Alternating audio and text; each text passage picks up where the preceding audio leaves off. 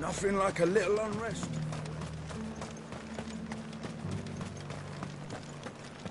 But there were ghosts at the gates not days ago.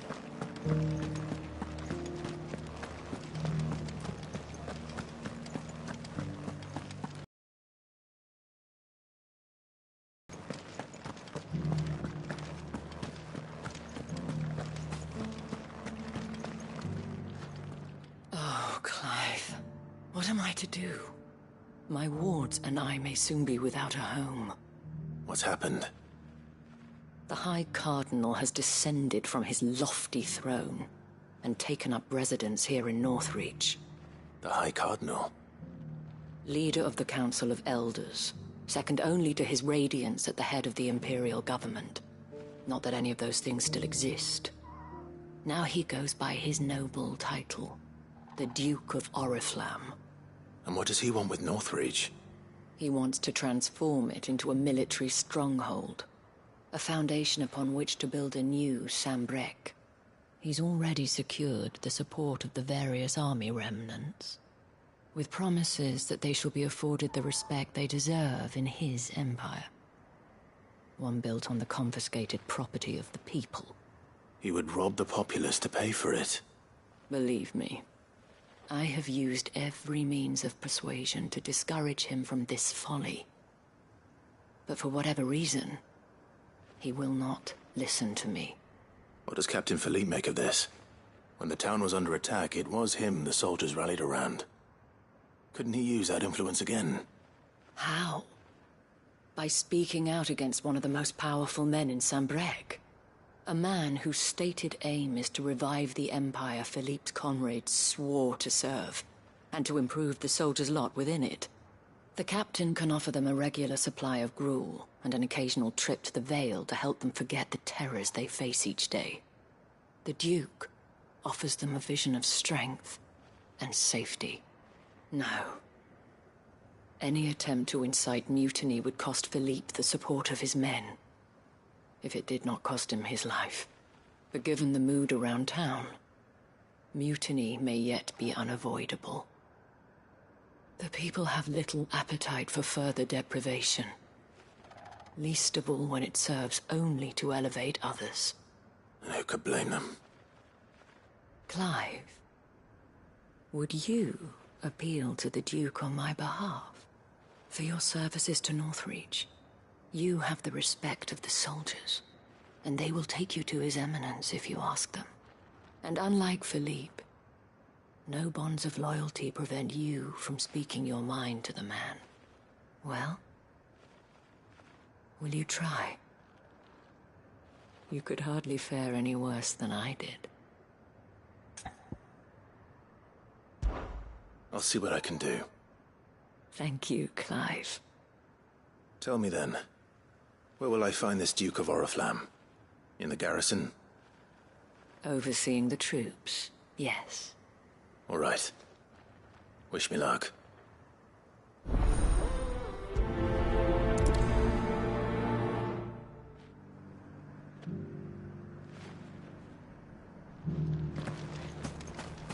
I may have met this Duke before, at the Remembrance Ceremony. Let's hope I didn't make a strong impression.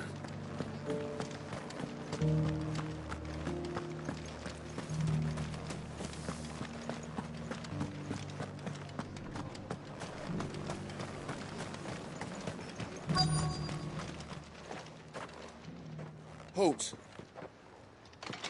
Oh, sorry about that. You're the dame's man, aren't you?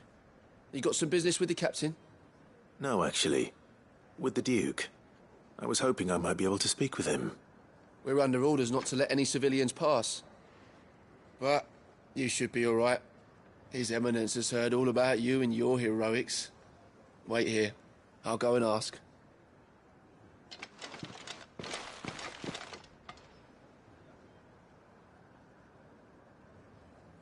So, you are the sellsword who lent his aid to the garrison. The Empire owes you a debt, and I shall see it repaid. But tell me, is it wealth that you seek, or favor? Neither, Your Eminence.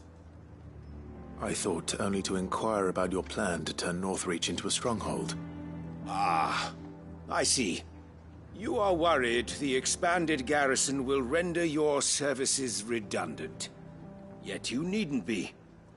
A proud fighting man like yourself shall always have a place here. Pride of place, in fact. For too long has the contribution of the noble soldier been under-reckoned. But no more. For it is they who shall see the Holy Empire rebuilt, beginning right here in Northreach. Why here, Your Eminence? The town has been fortunate enough to escape largely unscathed from the recent troubles. Her defenses are sound, and her garrison well prepared. Which is more than can be said for Oriflamme or Twinside. The Empire wants for a capital, and I believe Northreach to be the perfect place. With Caer Norvent as her citadel. Once we have seen to the refortification of both the town and the castle, we need only build a wall around both to create a city that would be the envy of the twins.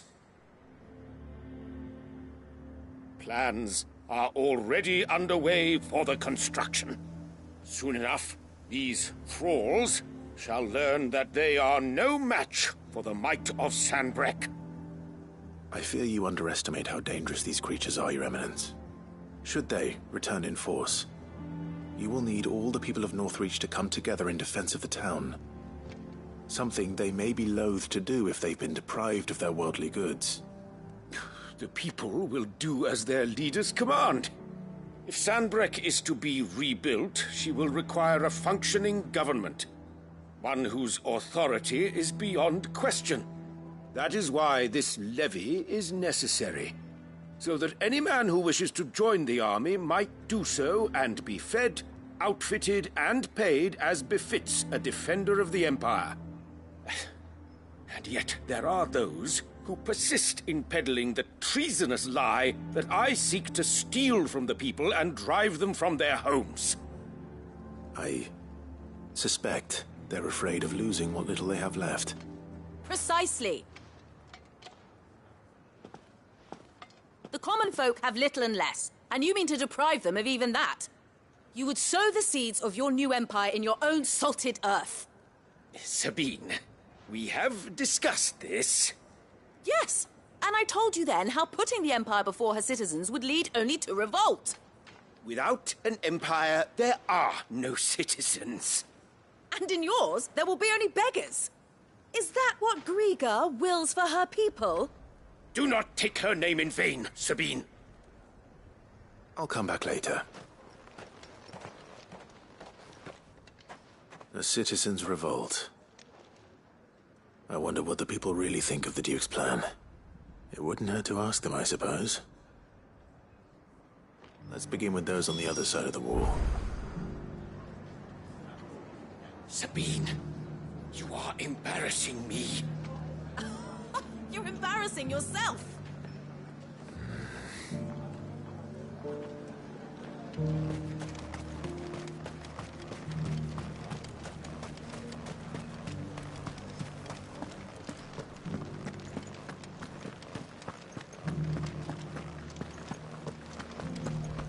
You needn't fret. Creatures.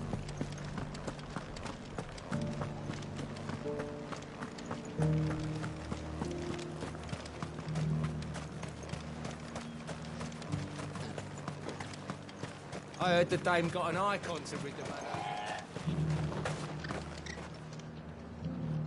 man. A question, if you don't mind. What do you think of the Duke of Oriflamme? Don't get me started. You build a life for yourself somewhere, earning for some noble to turn up and tell you you've got to hand it all over to him. If he thinks his name and his chains give him the right to empty our purses, he's in for a rude awakening. We'll do whatever it takes to keep what's ours. Whatever it takes.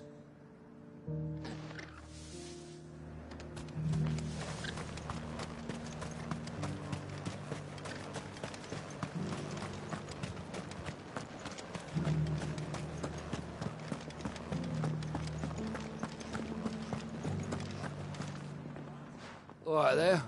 What is it you're after, sir? Just your opinion, actually. I wondered what you thought of the Duke of Oriflamme. Oh, him. Not much. None of us traders do. It's thanks to nobles like him that we had to set up shop this side of the wall in the first place. Couldn't have the rabble getting any closer to the holy capital, could they? And now he's trying to drive us out completely, threatening to take everything we got from us if we don't clear off. If the dame said she wanted him run out of town, I'd be straight through that checkpoint, tar bucket in hand.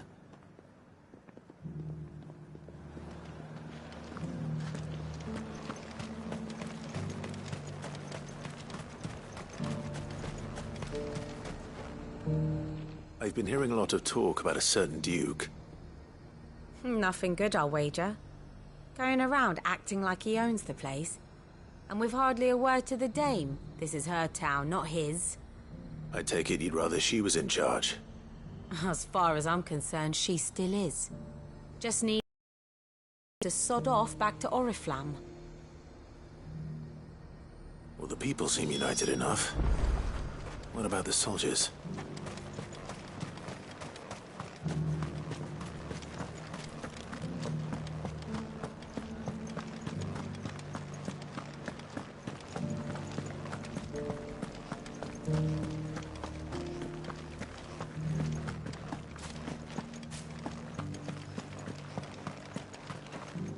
Excuse me, do you have a moment? I wondered if you'd mind sharing your thoughts on the Duke of Oriflamme. Well, he's made a lot of enemies coming in the way he did. I mean, look around us. You can see the state the realm's in.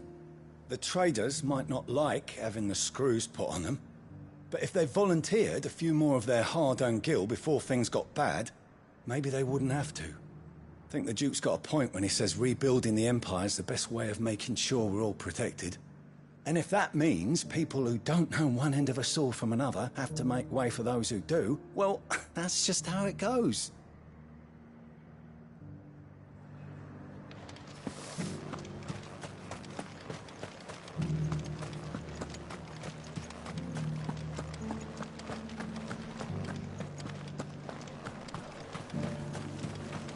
As long as you remain... You're the one who was talking to His Eminence. On the dame's behalf, yes. I was trying to persuade him not to take the people's goodwill for granted, but it seems my words fell on deaf ears. What do you think of his plans? I'm a soldier, mate. He tells me what to do, not the other way round. Listen, I've got nothing but respect for the dame, but I've got a family to look after. That's where my loyalties lie, not with the town or the Empire, but with my wife and children. If the Duke can get us the men and the equipment we need to fight off those blue-skinned bastards, I don't care how he does it.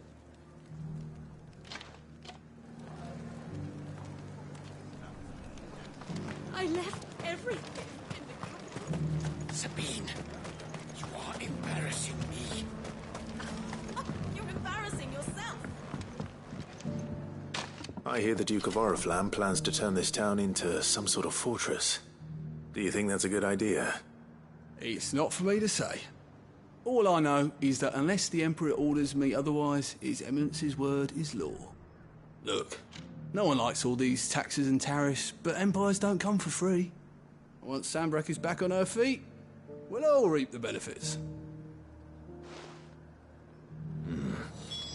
Let's see what Philippe makes of all this.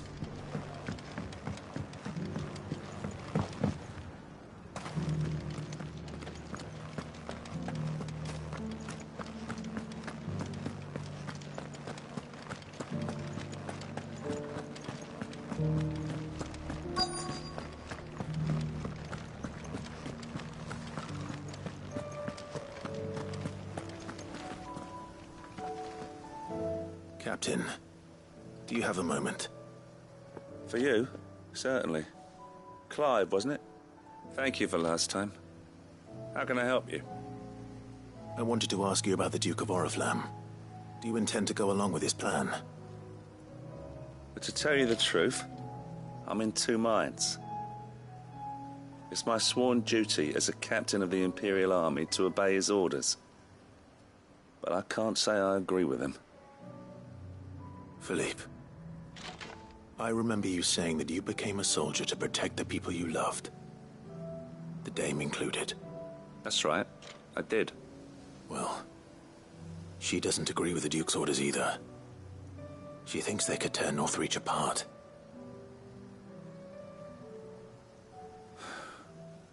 And she's probably right. Thank you, Clive. I know what I need to do now. Protecting the people I love is what matters. Doesn't matter how. Well, duty calls, so I better go. Thanks again.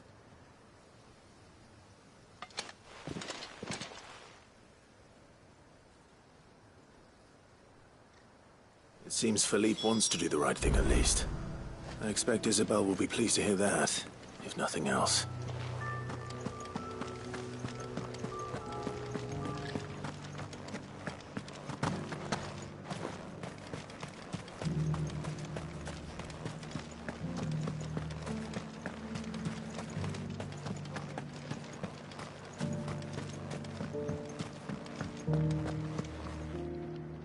Ah, Clive. How did you fare? Were you able to speak with the Duke? I was, but...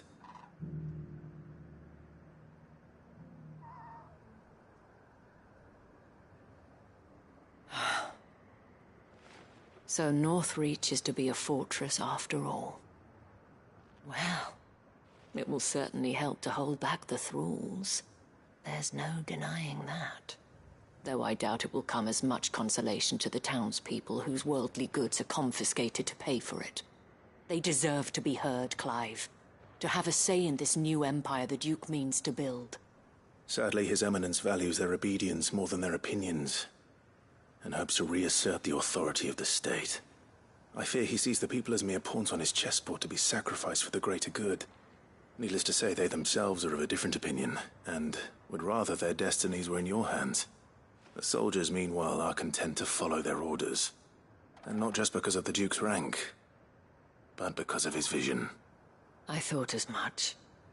Had I sworn to protect Sanbreque, I dare say I too would want nothing more than to see it rise from the ashes. Thank you for trying. But the battle is lost. I don't know about that. What happened to your uniform? I handed it in, along with my resignation. Told the lads I wished them well, but that I owe it to those I love to call it a day. But why? Because I realized what really matters to me. Not following some nobleman's orders for the sake of it, but protecting what I care about. Protecting Northreach. I honestly don't know when those monsters will return, but I'm certain they're not finished with us yet. And when they do come back, we need to be ready for them. We need to stand together, all of us. And with you to lead us, milady, I reckon we can do it. It was you who finally convinced me, Clive. There's no point following orders if they go against everything you believe. Indeed. All of us, standing together. That has always been Northreach's best hope, and one which still lies within our grasp. We have only to turn our attentions to the true enemy. Thank you, Philippe, for showing me what I must do. Anything for you, milady. Speaking of standing together, would you mind if I borrowed a few of the lads from the Vale to help keep watch around the town? I fear His Eminence has loftier tasks in mind for the guard. Not at all. Be my guest. Wouldn't be the first time.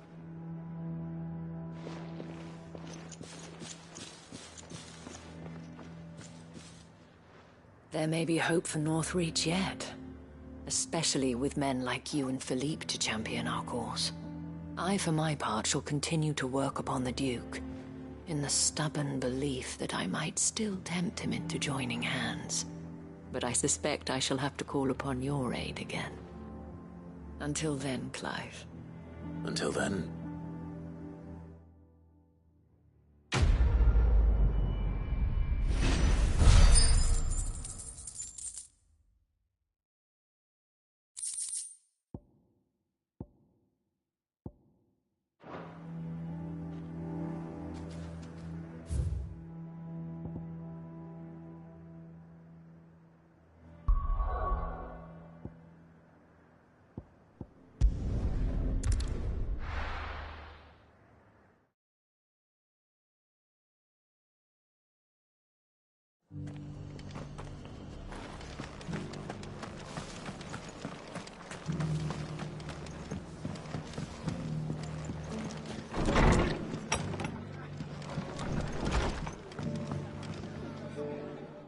Clive, I was just about to send for you.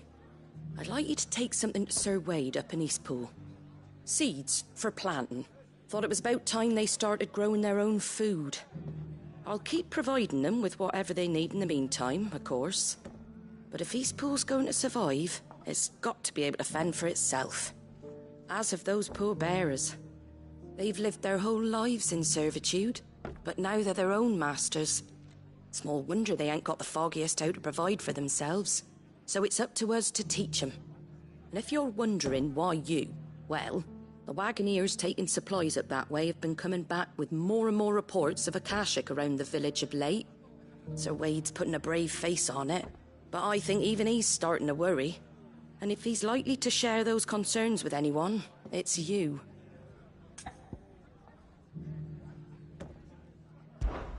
All right. Thanks. Wouldn't ask if I didn't have to. There. That should be enough to keep him in Gazal Greens for a few years at least. Gazal Greens? Not the most mouth-watering crop, I'll admit. But they're hardy, they grow fast, and they fill a hole. Better that than something that'll wither away at first frost. And chocobos love 'em too, which is no small thing. When I say all of us need to pull together to get Eastpool back on its feet, I mean all of us.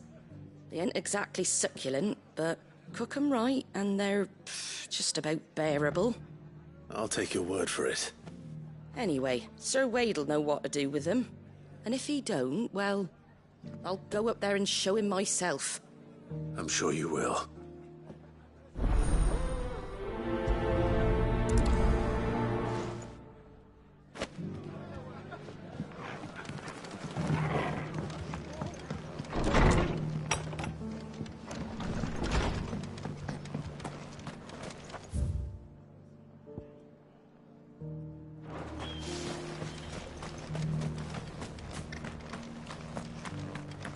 I'll build a barricade so sturdy, even a bandit.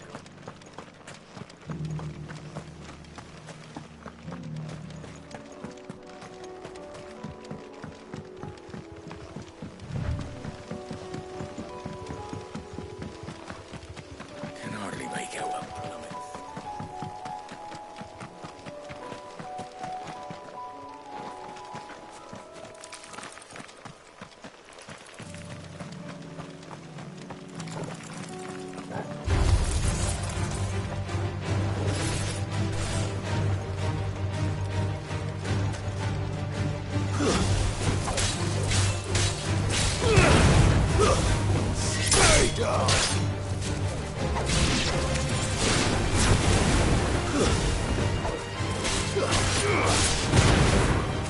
It's over!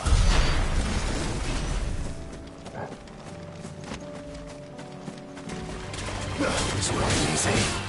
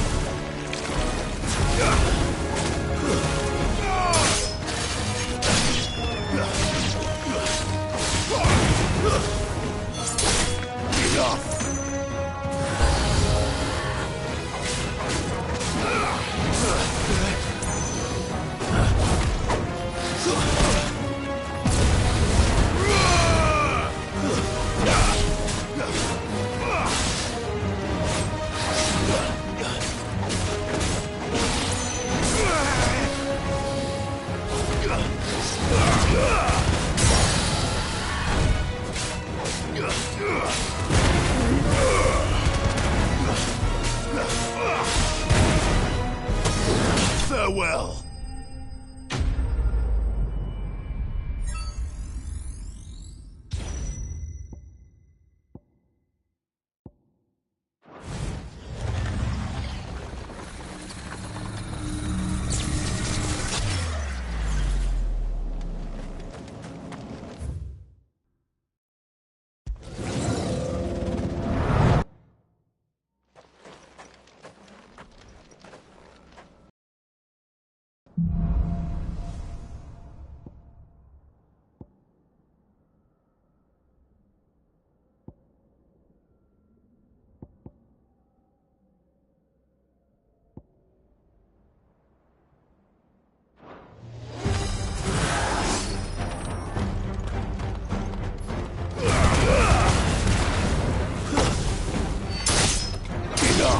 It's over. Nice try.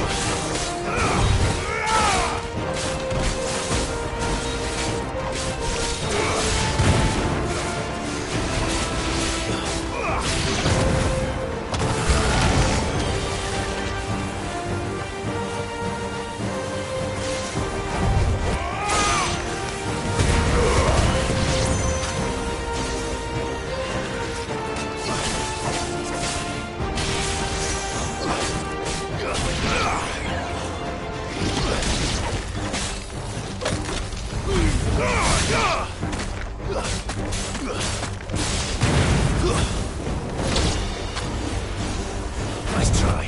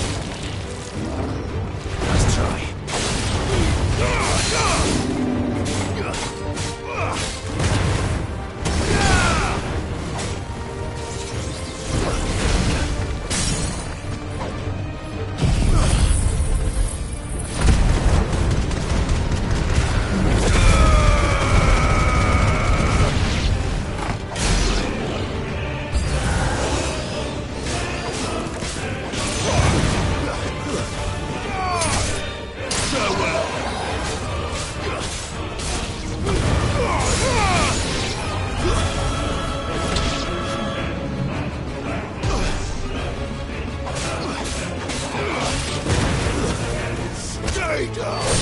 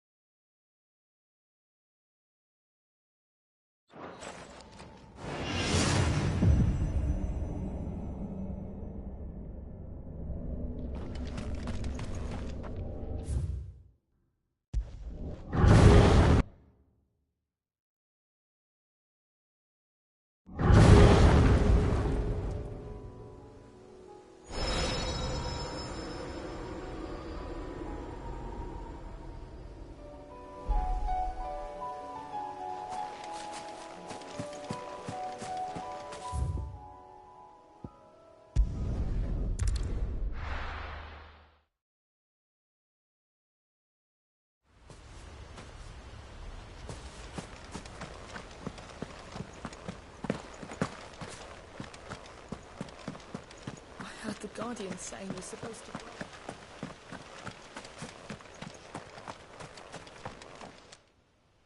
Ah, Lord Rossfield, what brings you to Eastpool? A delivery from Martha.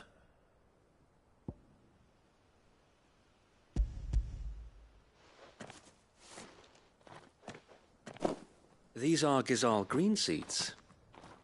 Martha's keen to cut the apron strings, then, is she? I jest, of course. You see, I had thought we might be able to revive the old wheat fields, but they'd long since gone to seed, only without the seeds. Martha was hoping you might be able to show the bearers how to plant and tend these, so that they'll be able to fend for themselves. That's not a bad idea. These bearers had only recently escaped their bonds before we brought them here. They know little of freedom, of providing for themselves and their loved ones.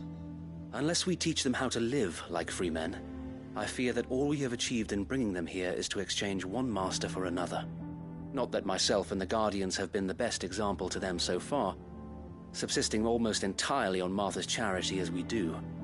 It's about time we all started to provide for ourselves, bearers and Guardians alike.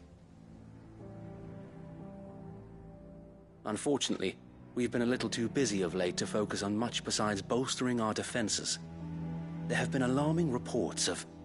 The Horde is closing in. They're coming, so wait, all of them.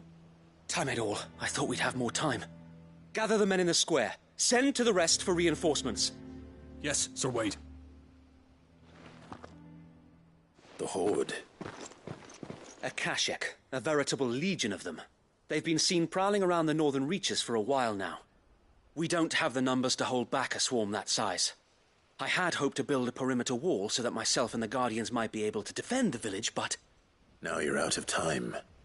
Precisely. If reinforcements from the rest arrive before they do, we may just scrape through, but I fear that's rather an enormous if. What if you could call on reinforcements from Eastpool? You mean the bearers? We brought them here so they might live, not die, fighting for their lives. So wait. You said you lack men to defend the village. Are the bearers not men? Do they not wish to see Eastpool saved? Though they may not be trained soldiers like your Guardians. What help they are able to offer could still prove the difference between victory and defeat. You're right, my lord. I will appeal to them.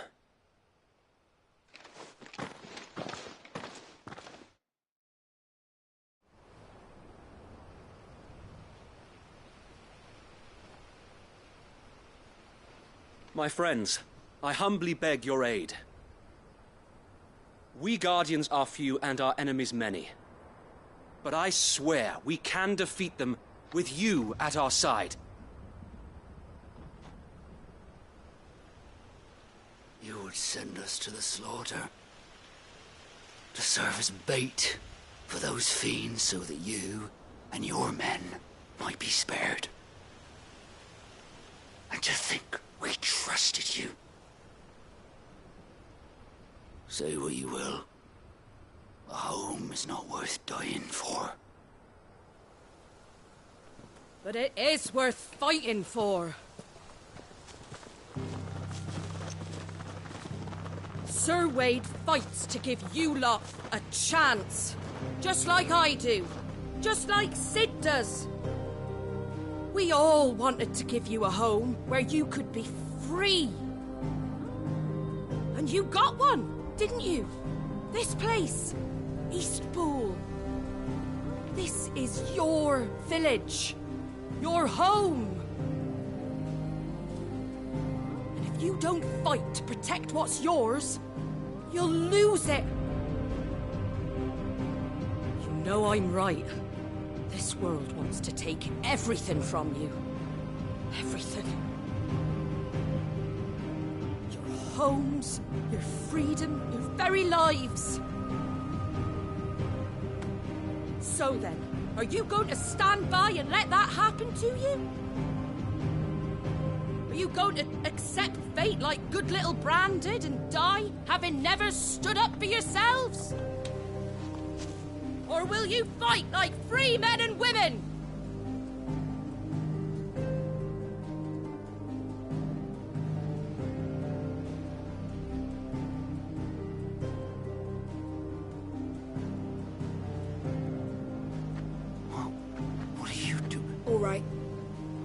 give me a sword.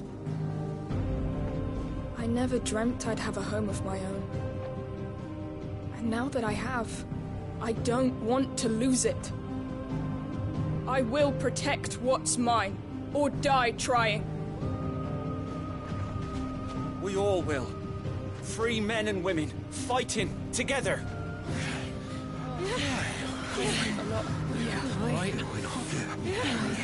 For Eastpool! For Eastpool!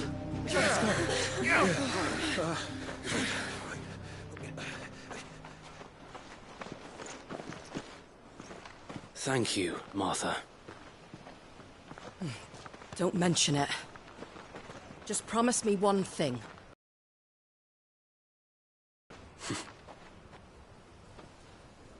Gladly.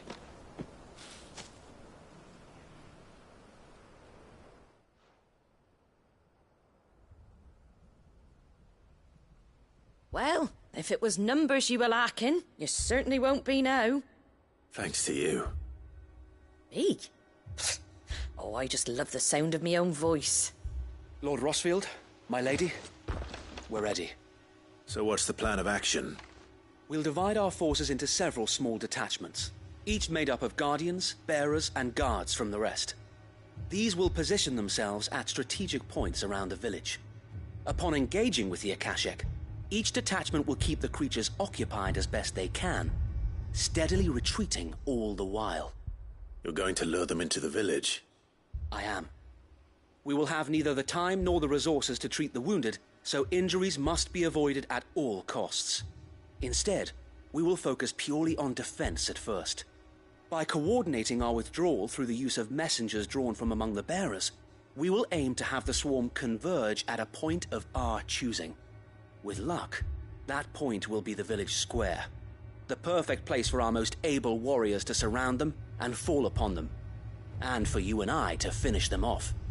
A sound plan, but one that'll require a leader with a cool head and strong nerves to coordinate the retreat. I'd say you have both in abundance, Sir Wade, but you'll be needed. Please, leave the last of the fighting to me. Ha! And let you have all the glory. Sir Wade! They're here! Then you know what you must do.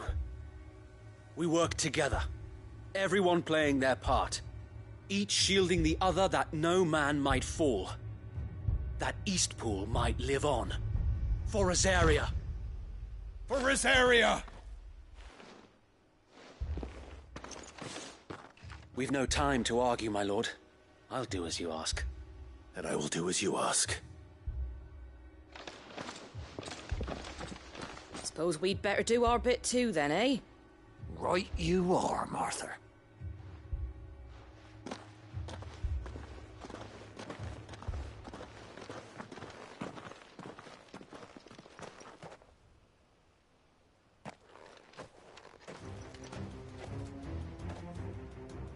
The calm before the storm.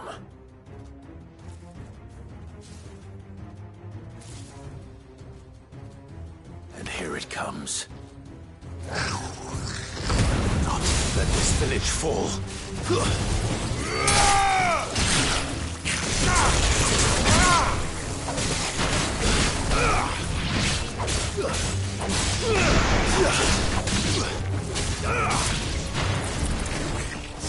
Stay down!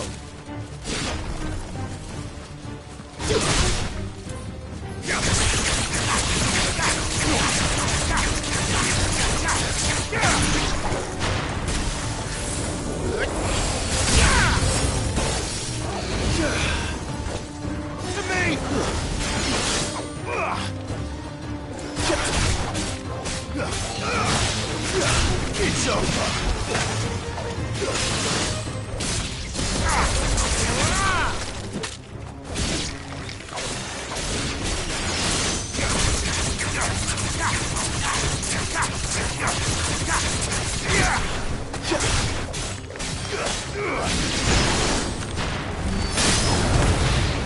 Fire and flame!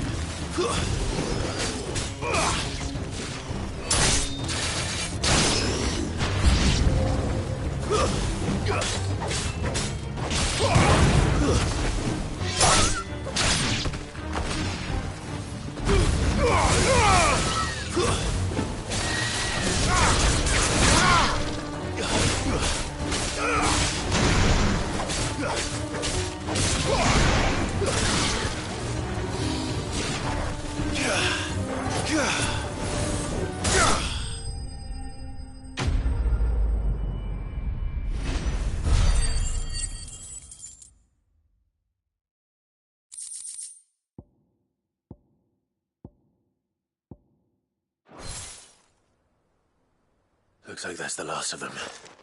Lord Rossfield! Change of plan! What is it? Owl from the rest. An Akashic curl's been sighted on Rhiannon's ride and is headed in their direction. Well, the better half of her guard is here. So wait, how many Akashic remain in Eastpool? Hard to say. My men are still facing some resistance, but I think the worst is behind us. I could order a detachment or two to fall back and... No. Let them finish the job. You stay here too, Sir Wade. Your men need you. I'll go after the Curl. Join me only when Eastpool is won. If you're sure, my lord. May the Founder protect you.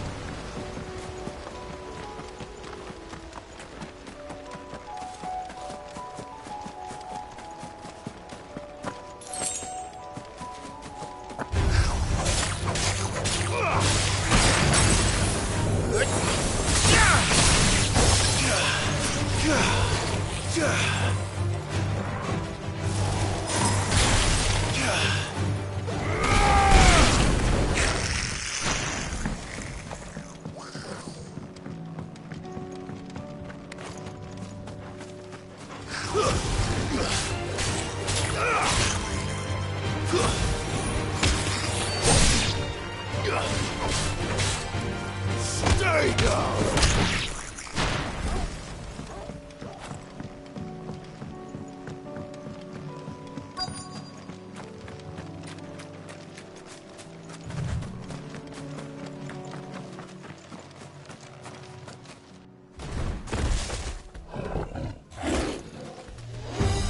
There it is.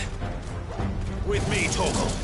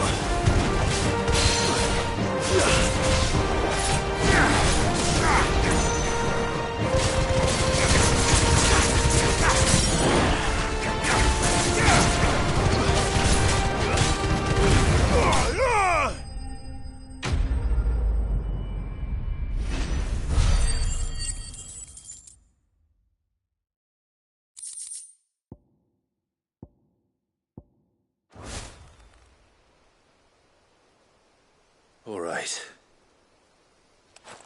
Back to Eastpool.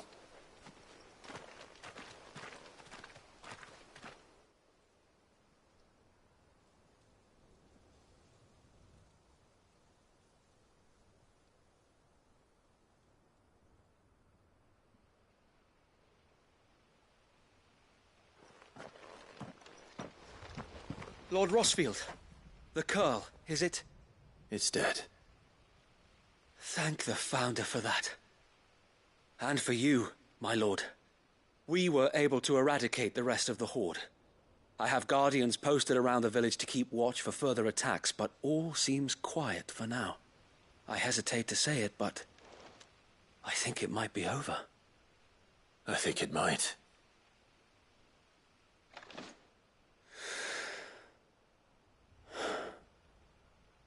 We did it. We saved Eastpool. Thank you, my friends. Thank you. No, Sir Wade. It's us. Showed us what it means to fight for what you hold dear. We never had nothing to call our own before. We didn't know what it meant to protect it, but now we do. We really do. Forgive us, Sir Wade. You and your people saved us, and still we doubted you. But there's no doubt in my mind anymore. We're free men now, so we have to start acting like it. We have to fight to protect what's ours, to protect Eastpool. And we shall. We all shall. Together. This is our home. And if anyone or anything tries to take it away, they'll have us to answer to. Come on then. Let's get to work. This village isn't gonna rebuild itself.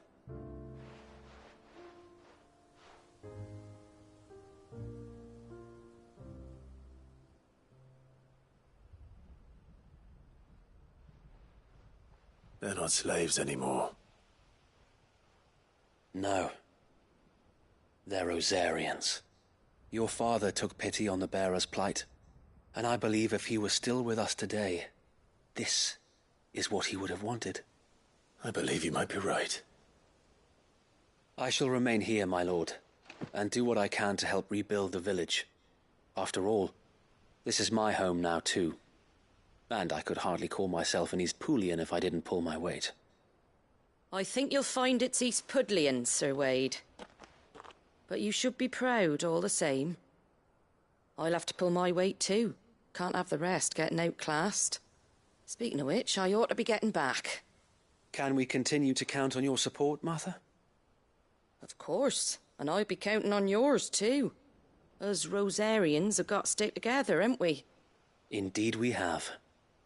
And Clive, come by the Golden Stables when you get the chance. I ain't paid you for delivering them seeds yet. All right. I will.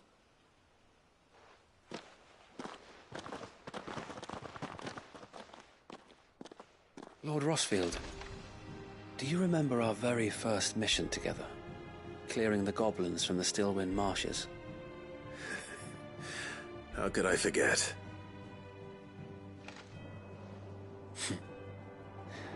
There's one sight that I shall never forget. You, facing off against that giant Morble.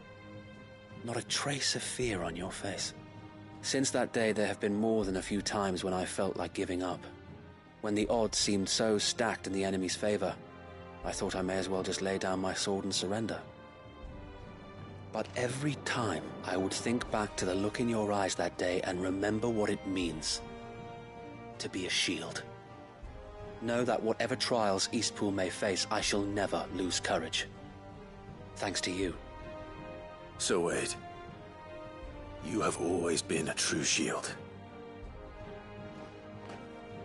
I know that Eastpool, and indeed all of Rosaria, will be safe in your hands. Thank you, my lord. I know the rest of the world will be safe in yours. I'll do my best.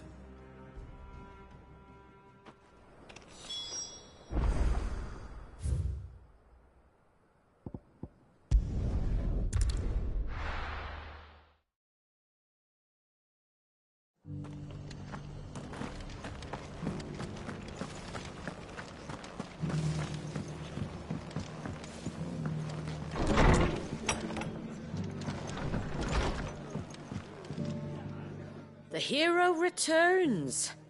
It's lucky you came by when you did, eh? Not only did my seeds get delivered, but you went and saved Eastpool and all. I just did what I could. And it's only right that you get rewarded for it. Take it before I change my mind. Thank you, Martha. So, Eastpool's finally back on its feet again. And a home to free bearers. Who'd have thought we'd see the day, eh? Well, it was your idea. I know that, but I never stopped to think what it would mean. Bearers in charge of themselves, thinking for themselves, working for themselves. Like your hideaway, but not even hidden away. Though I suppose the rest ain't much different nowadays. You know, bearers living free like that reminds me of when I first met Sid. Loath as I am to recall that particular day. I take it you didn't always see eye to eye. What happened? Well, if you really want to know, I started doing what I do long before I met Sid. In fact, that's how I met him. Or at least how he came to meet me. He showed up at the stables one day, asking questions about who'd been buying up bearers. Founder knows what he thought I was doing with them. Running a hunt, poking around in their innards. Something awful, anyway. Me, I thought he was a new constable. Thought the game was up. But somehow we both managed to work out what each other was about. And before I knew it, the cheeky arse was rattling on at me about how I was doing it all wrong. After all my hard work. Told me I was giving them relief, but not freedom. That my bearers were still dying as slaves. Got right under my skin, it did. Told him if he didn't like it, he could bugger off and report me to the garrison. And do you know what he did? He smiled. And then he laughed. And then I did the same. We made a pact that day, that whenever one of us was in need, the other would always be there for him. And you were? Well, we both wanted the same thing. To make life better for bearers. Just like your dad. Do you know I was born right around the time Elwyn became Archduke? Growing up, I saw how he tried to change things. He certainly didn't lack for ambition, that one. Indeed. But the loftier one's ambitions, the harder they are to achieve. Which is why those of us who follow in their footsteps need to finish what people like Sid and my father started. Suppose you're right, aye. And if we don't manage it, there's always them who come after us. Good thing we've got a few half-decent sorts waiting in the wings, eh? It's almost enough to give you a little bit of hope. Just a little. Anyway, enough nattering. Better get back to work. Let's see about making everyone some dinner, shall we? The least the folks who saved Eastpool deserve is a hot meal. And you and me ain't gonna save the world on an empty stomach neither. That sounds like a wonderful idea.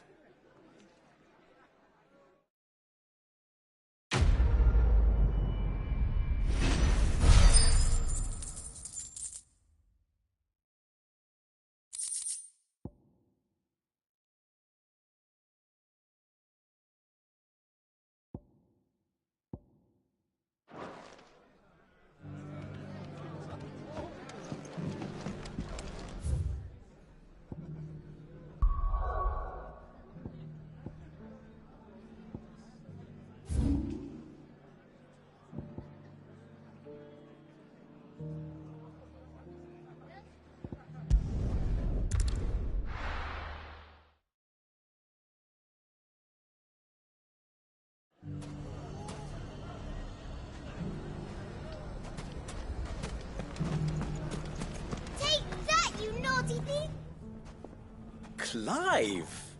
To what do I owe the pleasure? I just wanted to see how the town's been faring since you brought everyone together. Since we brought everyone together, all is absolutely wonderful. Conrad and Natalie's hands remain safely away from each other's throats and firmly at the helm. Our stores are full, and the bandits still too disorganized to raid them. Just as the good Lady Jane and Lord Underhill intended. Are you a lord? Lubor's going to be one too. They're going to make him the Lord of Dalimil, because of how he stopped all the grown-ups from fighting.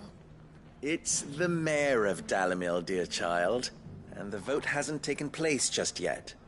But if the people wish me to lead them, I shall. And my first act will be to build a school so that menaces like you two learn not to interrupt your elders. Speaking of menaces, there may be a rather worrying one just over the horizon. May there indeed.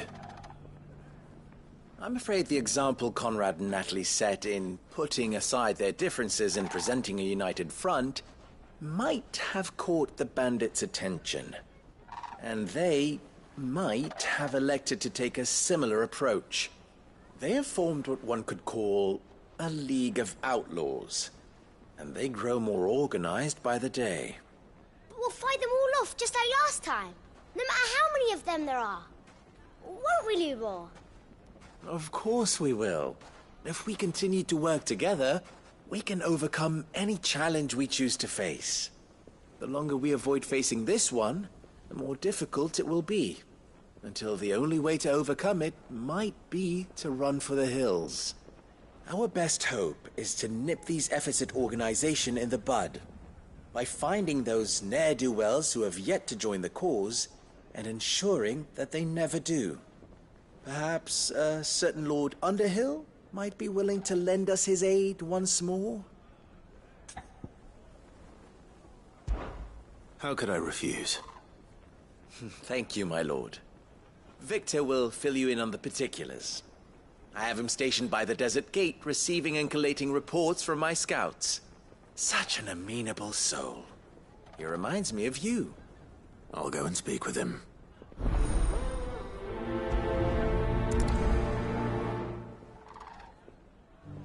What's the difference between a lord and a mayor? That's easy. A League of Outlaws. Sounds like we have some competition.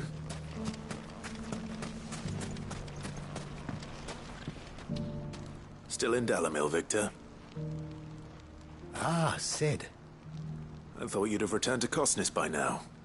I did. Then I came back. I've developed something of a fondness for the place. And having worked so hard to see it saved from one fate, it would seem remiss to abandon it to another. A sentiment Master Lubor certainly isn't shy about exploiting. Hence my doing his bidding yet again. You're not the only one. What does he want you to do? He asked for my aid in putting down the bandits. And he said that you might be able to help me find them.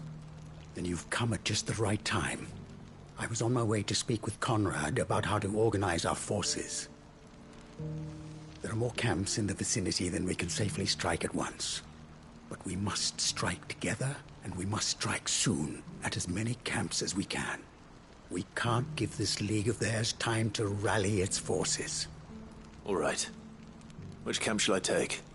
There's one upriver. Just out there, across the dunes.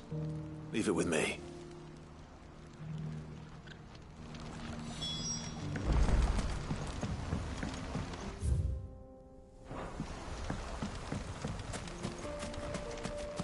Those ne'er-do-wells want to band together.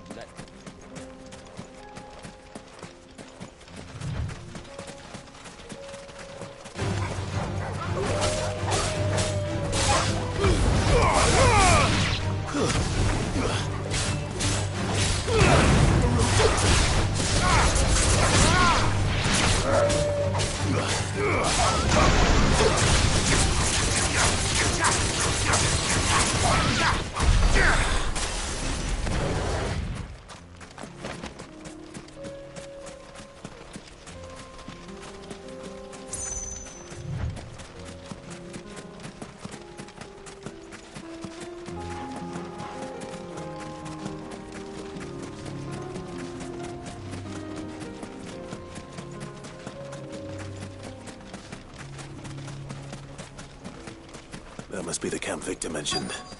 Come on then, Toggle.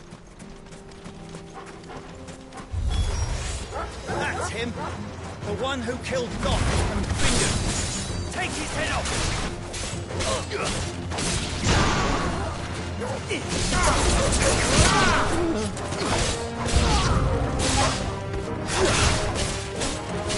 It's over! Star Blizzard!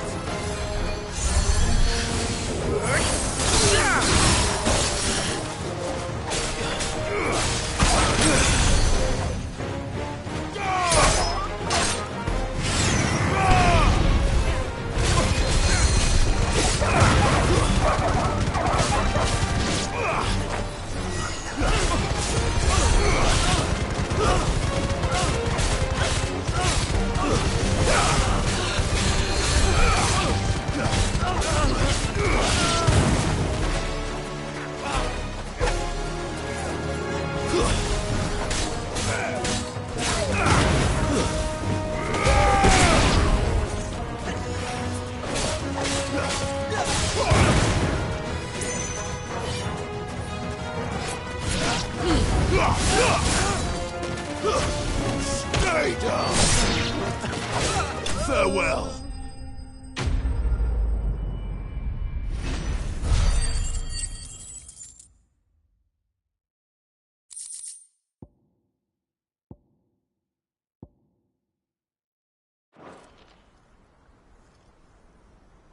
I'd better let Victor know.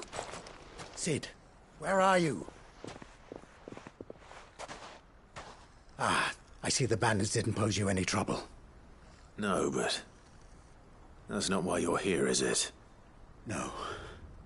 Something's happened. We need you back in Dalimil. What is it? The whole town's in uproar. They're saying that Lubor is a bearer. What? Seems that one of our parties wasn't as thorough as they should have been. They let one of the bandits escape, and his escape route took him right through Dalimil. Some of the children spotted him, and he was about to silence them. And when Lubor felled him with a bolt of magic, and without a crystal. But that's not possible. It is, if he's a bearer and has been hiding it all these years, which is what people are saying. If he has, well, I wouldn't blame him. No man is branded by choice. Still, all those people see is a man who's lied to them all his life. One who was made a leader of himself when the world believed he should have been a slave. Fuck. I don't know where we go from here, but I know one thing. Lubor needs all the friends he can get right now. You're right.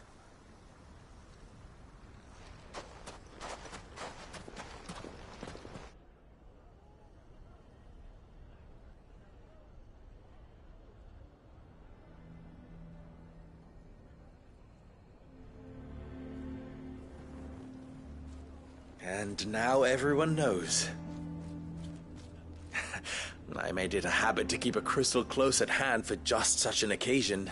And when that occasion arose, I forgot to reach for it. Well, it was bound to come out sooner or later. We're sorry, Lubor. We tried to keep running. But we just couldn't anymore. There's nothing to be sorry for. I rather enjoyed playing the hero for once. All that matters to me is that you two are safe. Look at him talking to his betters like it's nothing. All lies, I'll wager. Just like the ones he fed us all these years. Once people make up their minds, it's hard to change them. We need to do something, and quickly. Convince the people not to let their prejudices blind them. Convince them that nothing has changed. That their enemy lies outside these walls, not within them. You're right. We should speak to everyone. I'm glad you agree. I'll handle the townsfolk. I'm a Dalmec born and bred. They listen to me. You head to the tavern. Make Conrad and Natalie remember who Lubor really is. They know that Lubor and I are friends. I might not make for the most impartial of interlocutors. Lord Underhill of Randalar's League of Merchants, however, is a trusted and impartial mediator of note. I'll do what I can.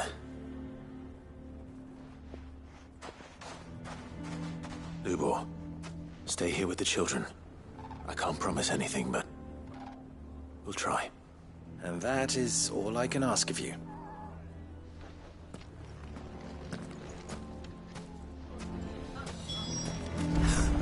Why are you taking the bearer's side? Why do they always have to make such a... He knew all along that he was playing. Forgive me for disturbing you, but could I have a moment of your time? I've seen your face before. As have I. Lord Underhill, wasn't it? Of the League of Merchants. That's right. I wanted to speak to you about Lubor. The rumors that he's a bearer. All true, I'm afraid. He'll never be mayor now. Not if I have anything to do with it. But what of his wares? Bearer or no, his steel is highly valued throughout the Republic.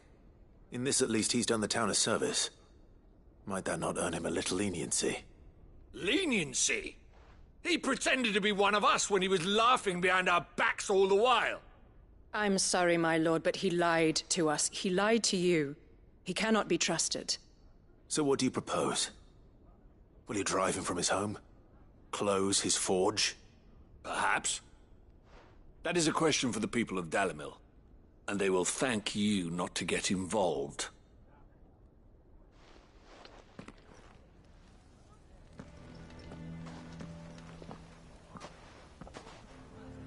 The townsfolk have made their minds up. There was nothing I could do. Nor I. Conrad and Natalie refused to consider anything but their own wounded pride. You never know. Once their anger is cooled, they might see things differently. For now, we should report back to Lubor. All right.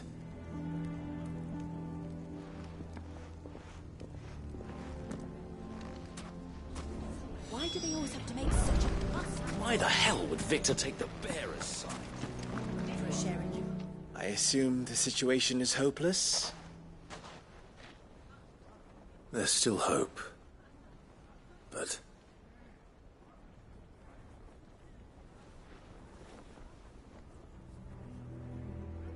But perhaps not in this lifetime, I think it's fair to say. You mustn't think like that, Lubor. Give them time. They'll come around. We'll talk some sense into them in the end, you'll see. No, you won't. And your efforts would be better spent elsewhere. But Lubor... Rosina would often tell me that steel does not lie, that a blade is a reflection of the smith who forged it. To yourself be true, that was her point. Rather an ironic one when you consider that her life was taken with a blade of her own making. But I do not doubt that she was always true to herself and what she believed in, right to the end. And so must I be. I must do what I know to be right, no matter what others might think of me. And now, I know what that is. I must embrace my new role of villain so that the people of Dalimil have something to unite against. For only united can they hope to stand against the threat that awaits them. I'll need to make a suitably dramatic exit, of course. Don't go, Lubor. You're the only one who was ever kind to us. We'll be all alone. Again. Trust me, little ones. It is for the best that I go. Not only for the town, but for you, too. How could it possibly be for the best? These children need you. The least you can do is give the townspeople a chance to change their minds. I would not take it, Victor. It's over. Over, you say? And so just like that, you're going to throw this town and these children to the wolves? I thought you were better than this. But it seems you had me fooled as well. Victor. Forget it. Do what you will. You sure you're making the right choice, Lubor? Of those available to me, I believe it's the best one. Yes. Ah, but where are my manners? Here. A reward for clearing out that bandit camp. Right then. I have packing to do. If there's anything I can do. Anything. I'll bear it in mind. Thank you.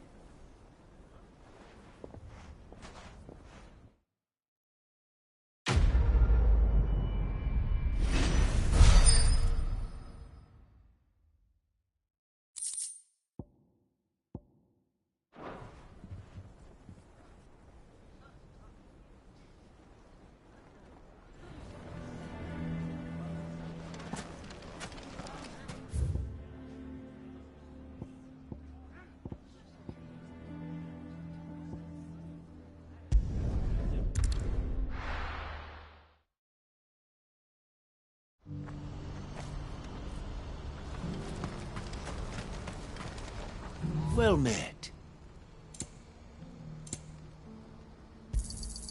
You've a discerning eye. What's happened?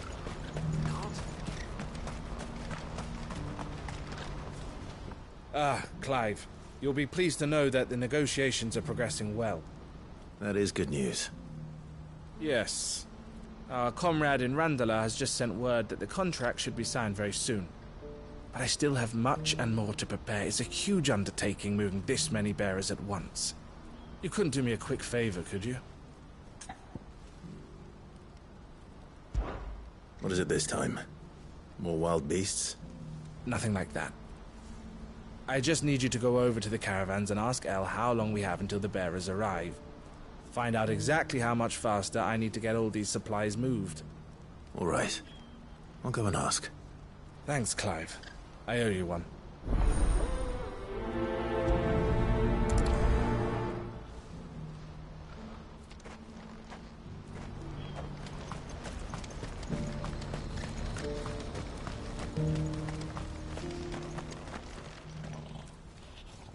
Don't blame yourself, El. This is their fault, not yours. I know, but... No buts about it, all right?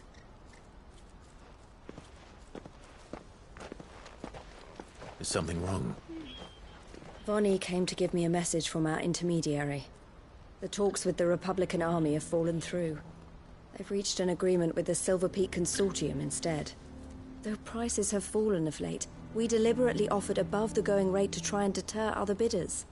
But the consortium and the army jumped at the chance. You had no opportunity to make a counteroffer? None at all. And we were so close. El? What's happened? I saw Vonnie leaving. She didn't look happy. And with good reason.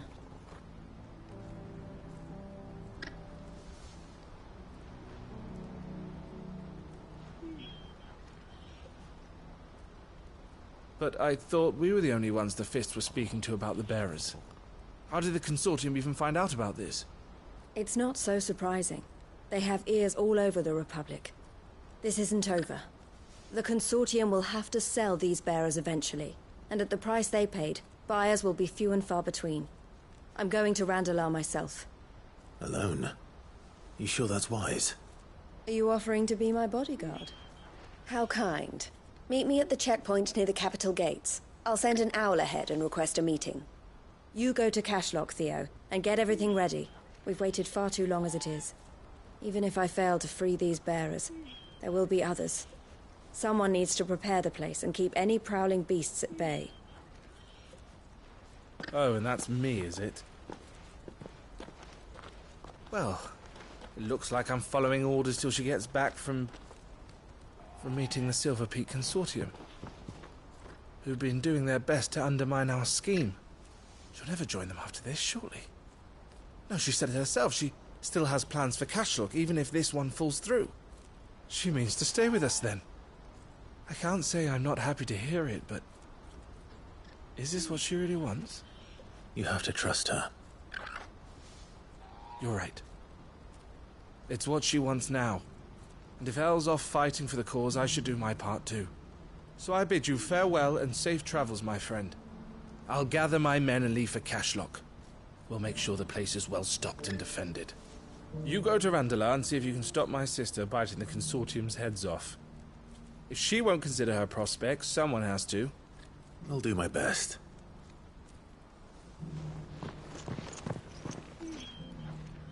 All right. To Randalar, then. And better not keep Eloise waiting.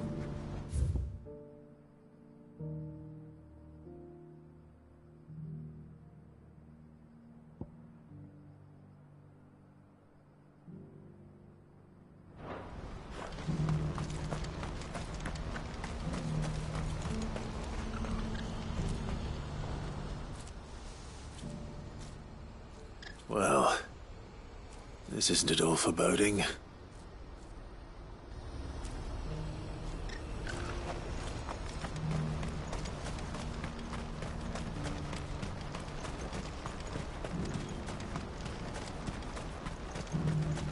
What I wouldn't give for a hug. Looks like this is the end of the road. When are they gonna let us through?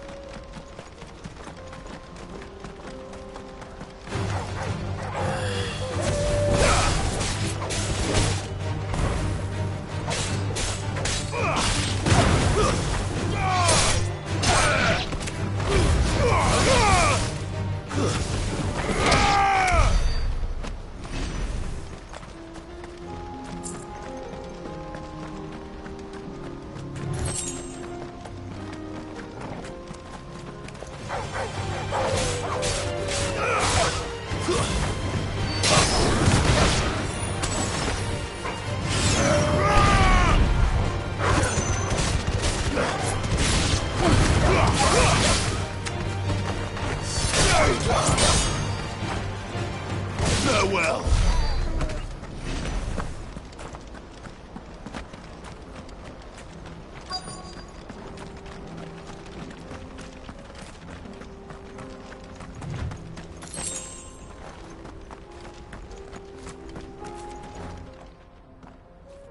I hope I didn't keep you waiting. Did you arrange to speak with the consortium? Here they are now. You wish to consult with me? I did. It's about the bearers you recently purchased from the Fist. We had all but finished making arrangements to buy them ourselves, and then you stepped into the fray. You misunderstand. The consortium had an interest in purchasing them from the very first. It was only our regard for you that kept us from bidding. But your hesitancy in accepting our offer to you suggested that the regard was not mutual. And so we resumed our business. I did not hesitate.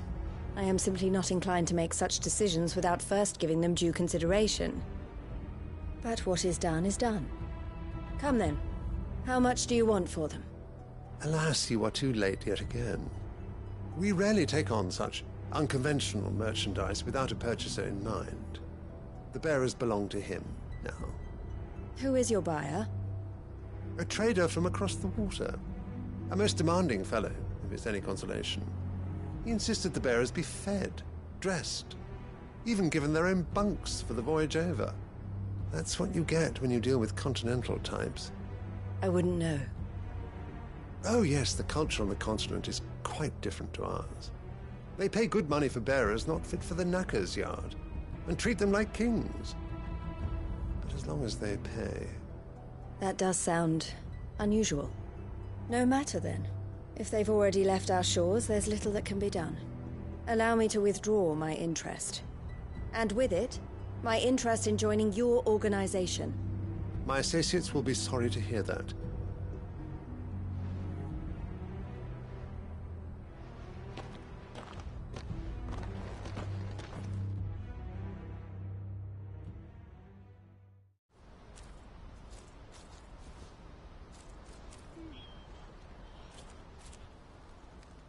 I'm sorry you weren't able to save them. As am I. But I only have myself to blame. He was right, you see. The Silver Peak Consortium did intend to buy those bearers before I did. Their representative hinted at a possible purchase when he came to recruit me. I feigned interest in joining them in the hope he might be encouraged to tell me more. And he did just that. As soon as he left, I sent my own offer to Randalar. So you never... No. I entertained the Consortium's proposal solely so I could learn more about those bearers. But I was a fool to think they wouldn't find out. I knew exactly who I was dealing with. You tried. I did. And if what he said was true, the bearers are to be well treated. Which is something, at least. But they deserved more. I wanted so badly to see them freed. Eloise! Eloise! Word from Cashlock. The village is under attack. A pack of beasts have come down from the mountains, and there's a dragon at its head. Theo and the others are trying to hold them off as best they can, but the odds are against them. They need help, and fast. Theo! I'll go on ahead. Thank you, Clive. I'll gather some men and join you there. Just... make sure he's safe.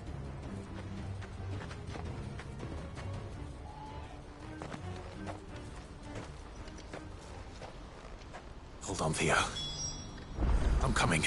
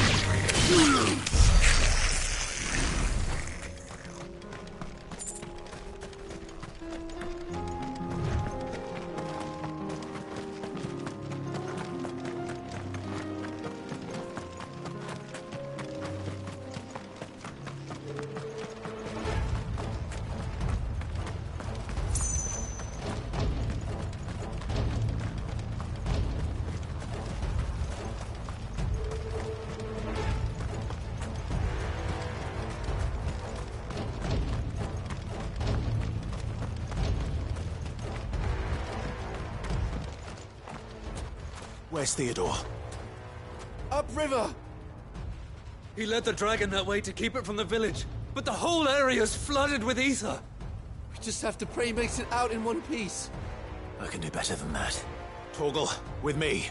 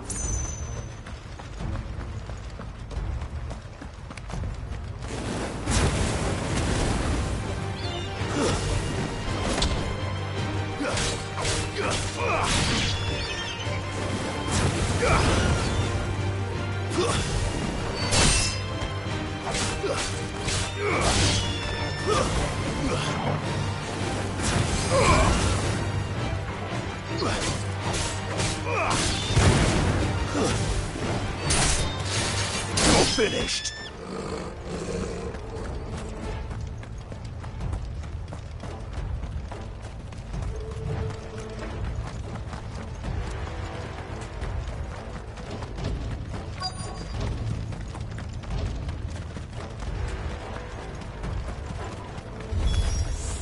Damn it. The ether's too thick. These creatures have already turned.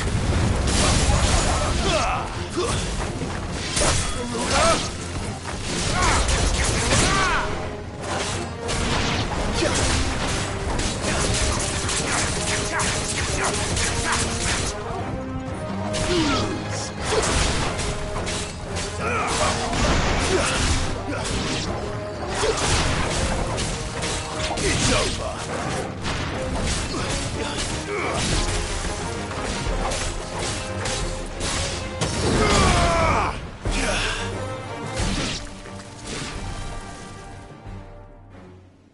I can't waste any more time. I need to find Theodore before that dragon does.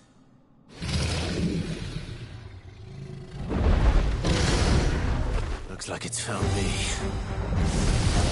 This thing's turned as well. This isn't going to be easy. Help me, boy. Nice try.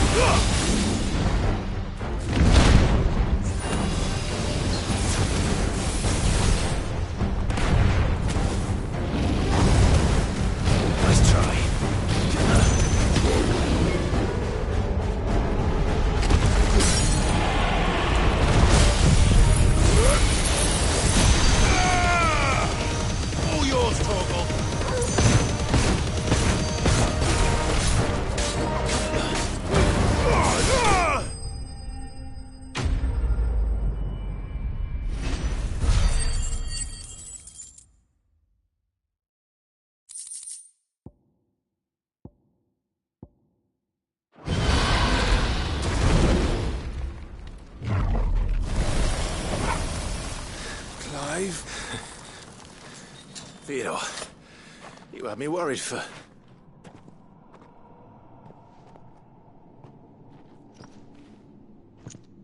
We have to get you out of here.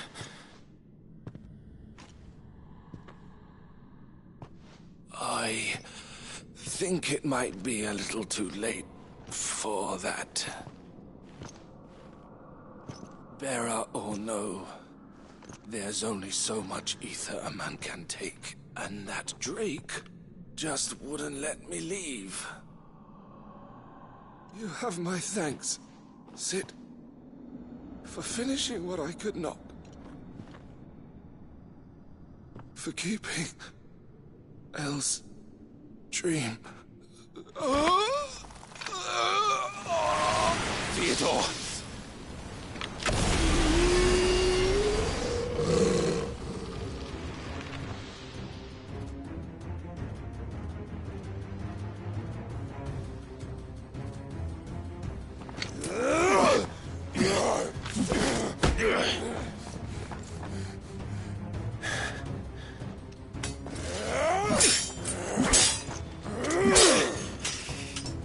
Don't make me do this.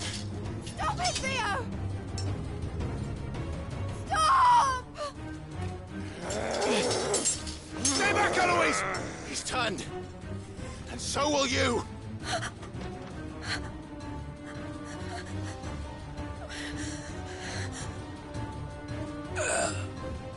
Elle. Theodore.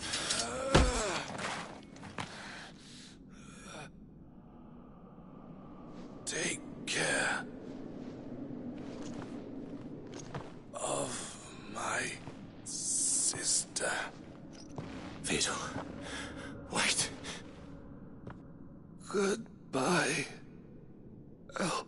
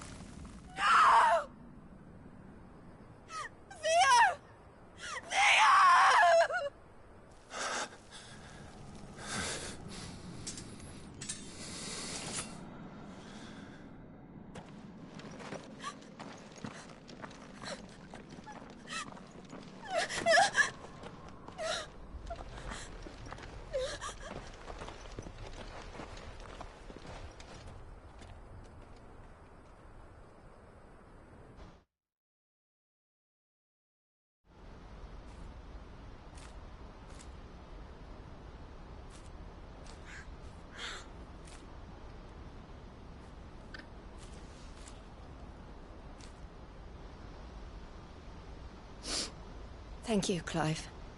I think I'll be all right now. That was true bravery he showed. Leading the dragon away from the village like that. His first instinct was always to protect people. To put others' well-being before his own. And now he's gone. Because I sent him to that place, against his will. It wasn't against his will. He was ready to do whatever it took to show you he could stand on his own.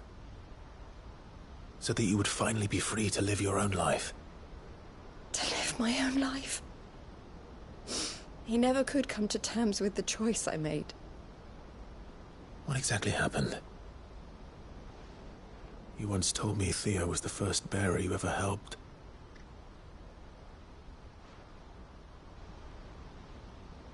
We grew up in Canva. We were born to one of the great trading houses. And I was chosen to inherit the family business. I had my father's head for figures, you see. Theo did not. While I studied the art of commerce, he played at soldiers instead. A late bloomer. In more ways than one. For unlike most bearers, it wasn't until his 15th summer that his powers awakened. My parents tried to drive him out of the house and into the care of the constables. But before they could, I took him into mine. Theo told me something else. He clearly admired your devotion to the cause of freeing others like him from slavery. But he said you deserved a better life than this. He wanted to free you from what he called your bonds, just as you freed him from his. I would be lying if I said I had not wondered from time to time how much easier my life might have been if I had allowed Theo to be taken and devoted myself to the family business instead.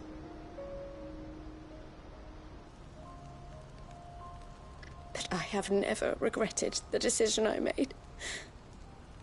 Being with my brother meant more to me than tradition or reputation. I only had to look at him to remind myself of that night and the choice I made, and the fact that I would make the same choice again in a heartbeat.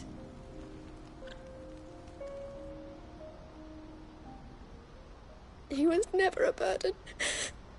How could he even think that? If anything, I was the one who weighed him down. You weren't, Eloise. He said it himself, that he had always been grateful to you for saving him, and that he wanted to repay you by letting you live the life you were denied. Neither you nor Theo weighed each other down. You loved one another. You did whatever was necessary to continue living your lives together, and you always would have. You're right. All I ever wanted, all I ever did, it was so we could be together. Oh, Theo, why did you have to...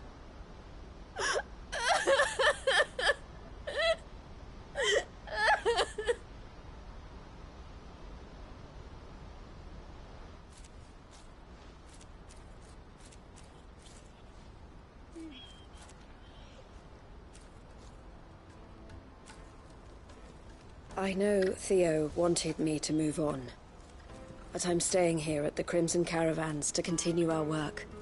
We can make a difference here. We can help people, save them. I need nothing more from life than that. So I'll carry on doing what we do, ensuring that goods, people, bearers get where they need to be, bringing smiles to people's faces just like we always have, and to Theo's, wherever he is. This is the life I have chosen. The life I will always choose. I've made a choice of my own, to continue helping you however I can, whenever you need it. Thank you, Clive. Let's go on together then. For Theodore.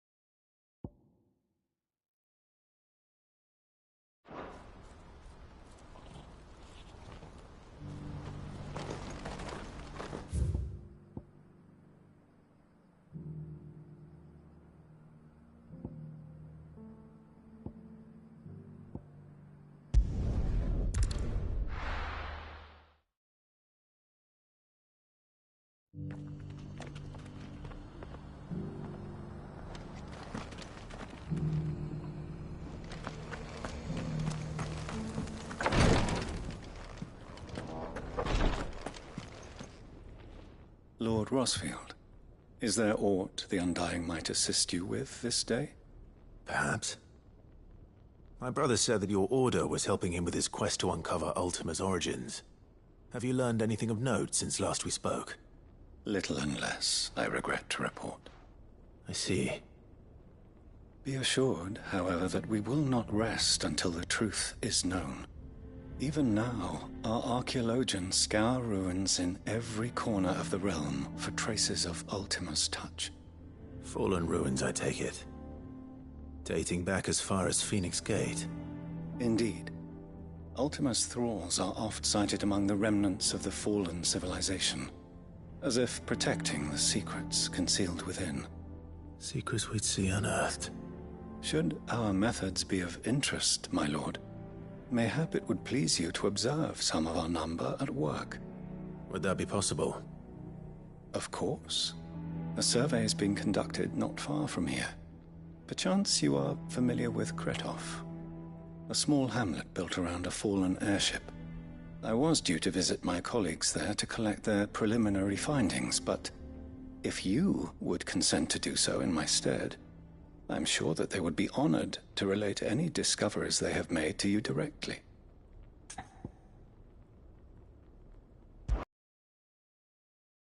I'll go and meet with them. They will be most gratified, I am sure. Might I suggest you take the road through Titan's Wake? It will lead you straight to the village after but a short walk. Thank you. I will. I wish you a safe journey, my lord. May the Firebird's flames burn ever in your heart.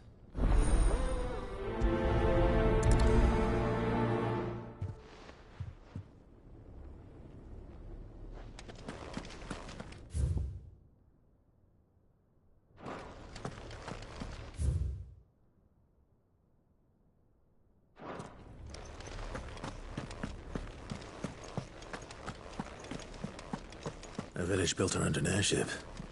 Sounds like another Lost Wing. I hope the inhabitants are just as friendly.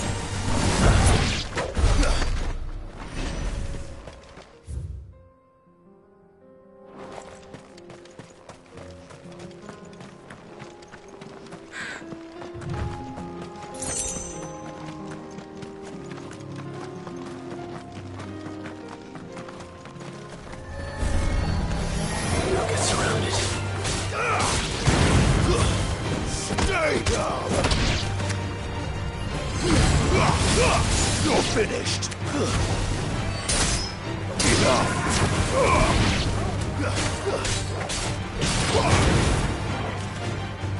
You're finished.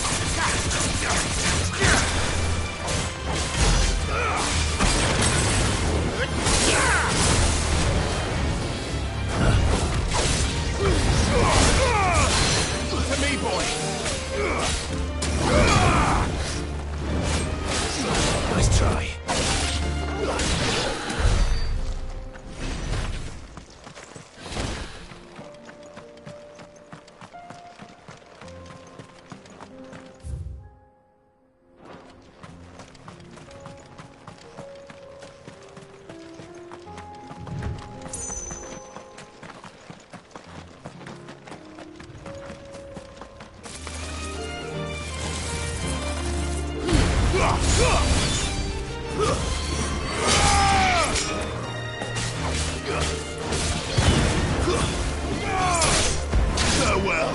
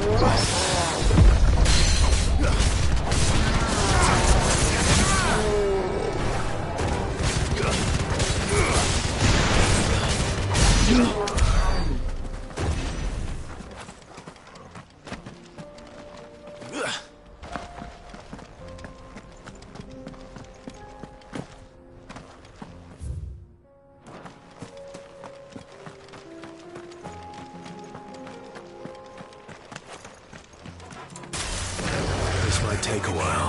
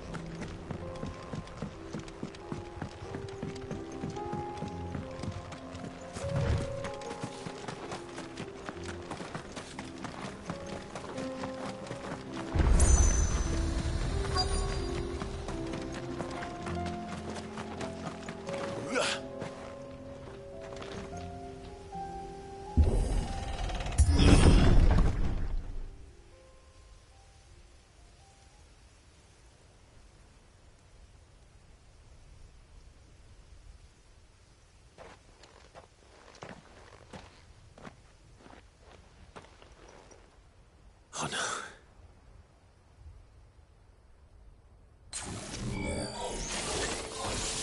You'll pay for this. May still be survivors.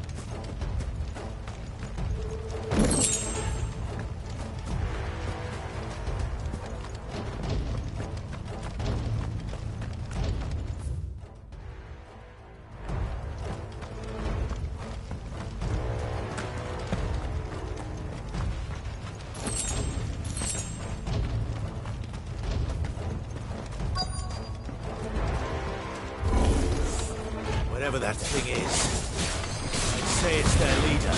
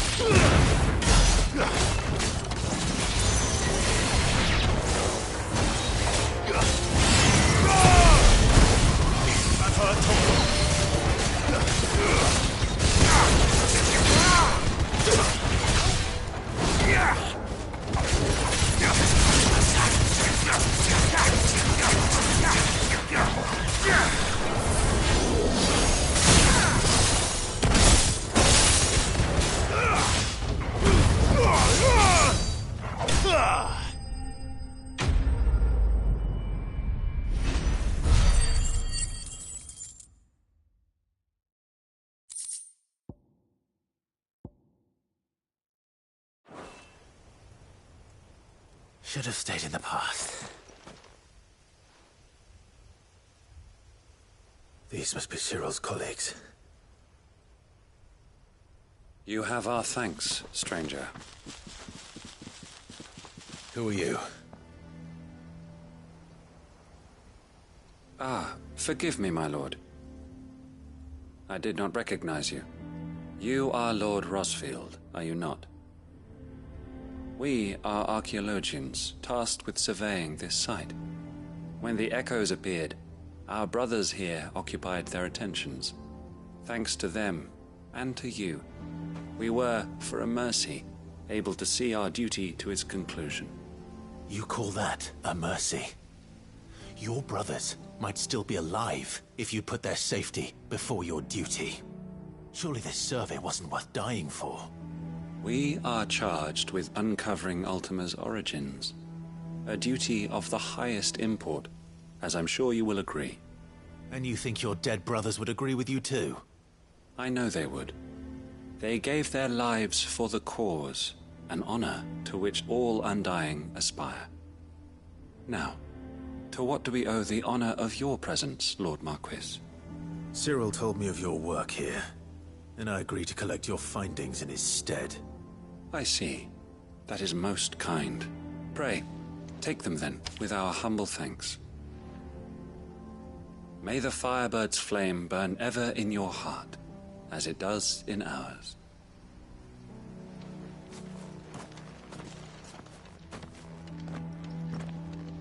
It's one thing to lay down your life for another, but for a survey...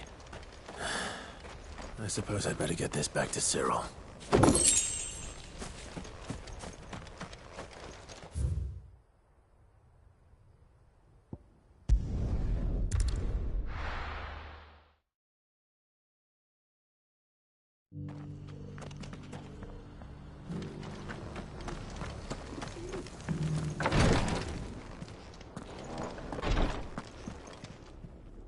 Ah, you are returned, my lord. I collected your colleagues' preliminary findings. Here, take them.